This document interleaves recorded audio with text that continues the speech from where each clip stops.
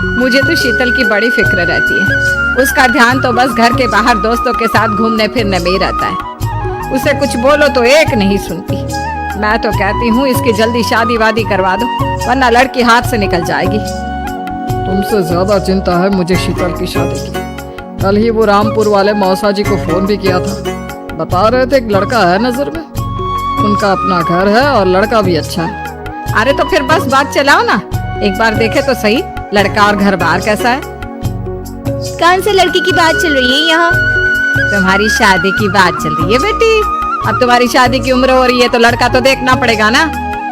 उफ़ो, मुझे अभी नहीं करनी शादी वादी।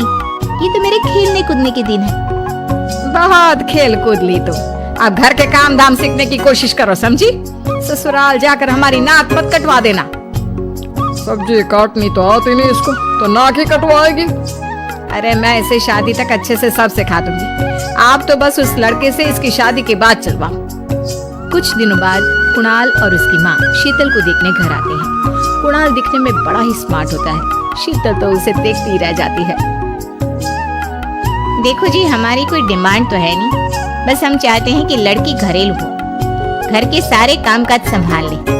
अब आपके परिवार में तो बस 3 ही लोग हैं, पर हमारा तो खूब भरा पूरा परिवार है। बाकी हमें लड़की के घूमने फिरने दोस्तों से मिलने से कोई दिक्कत नहीं है।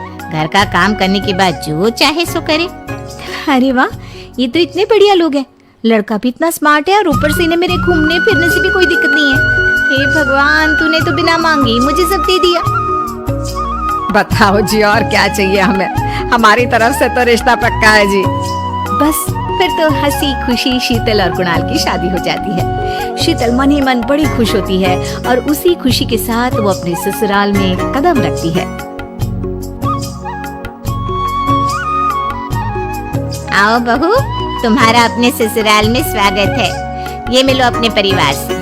ये तुम्हारे ससुर जी, तुम्हारी ननद सुनीता और गीता, सुनीता के पति राजेश और उनके 2 बच्चे राजू और चिंटू। ये ना हमारे साथ यहीं रहते हैं। ये तुम्हारी दादी सास है और बाकी लोग अभी बाहर गए हुए हैं। इतने सारे लोग, ये सब यहीं रहते हैं इस घर में? अरे अभी तो मेरे देवर देवरानी और उनके 3 बच्चे यहाँ नहीं है। उसके मायके में भी शादी थी ना, तो बस वहीं गई है, कल तक आ जाएंगे। हे भगवान, ये घर है या धर्मशाला? ये सब एक साथ इस घर में कैसे रहते हैं? मुझे तो पता ही नहीं था इनका इतना बड़ा परिवार है। अब समझी कि कोई डिमांड क्यों नहीं की इन्होंने। ये सब चाल चले मेरे साथ। अरे बहू, खड़े खड़े क्या सोच रही हो? चलो अपने कमरे में जाकर आराम करो। जी माँ जी। अगले दिन शीतल का ससुराल में पहला दिन होता है। शीतल रसोई में जाकर सबके लिए खीर बनाने लगती है। तभी उसकी ननद सुनीता आती है। अरे वाह भाभी, आज क्या बना रही हो? बस दीदी, आज वो पहली रसोई है ना, तो खीर बना रही थी। अरे भाभी, ये खीर भी रहने दो। घर में 4 लोगों को शुगर है और कुछ लोग मीठा ही नहीं खाते। आप ना सीधा खाना ही बना दो। क्या फर्क पड़ता है, मीठा बने या नमकीन, बस बहू के हाथ की पहली रसोई होनी चाहिए ना। जी दीदी, तो फिर मैं खाना ही बना देती हूँ। आप बता दो खाने में क्या बनेगा? बस सिंपल सी कोई सब्जी बना दो, जैसे आलू गोभी या आलू मटर, और उसके साथ रोटियां सेक दो। हमारे परिवार में अब तुम्हें मिलाकर पूरे 20 लोग हो गए हैं। 15 बड़े और 5 बच्चे। बड़ों की 6 और बच्चों की 2 के हिसाब से रोटी बना देना। चलो मैं चलती हूँ, सब देख लेना। हाँ, बड़ों की